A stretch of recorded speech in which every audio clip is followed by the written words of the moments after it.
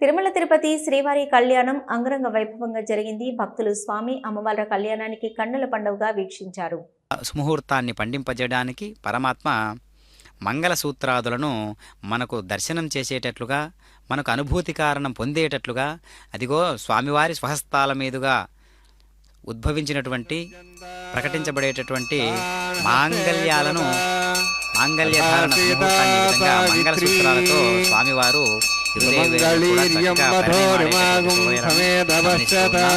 ఓం నమో వెంకటేశాయ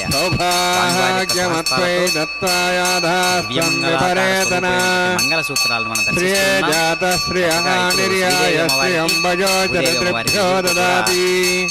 మంగళ భవంతి సత్యా సమిధాం దద్రౌ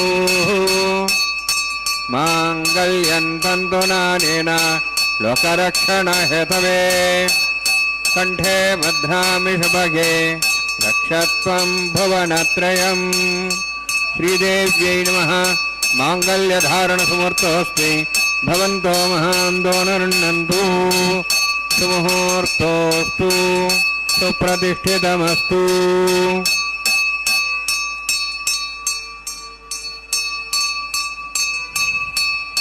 ప్రజాపతిస్తమగం రాజానమసృజత తంత్రయో వేద అన్వసృజ్యంత తాన్ హస్తే కురుత అథా సీతా సావిత్రీ సుమంగళీర్యం వధోరిమాగం సమేతపశ్యత.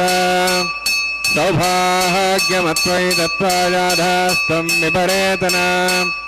మేధినీ దేవీ వసుంధరా సాద్వసుదా దేవీ వాసవీ బ్రహ్మవర్చసః పితॄణాం శ్రోత్రం చక్షుర్మణః.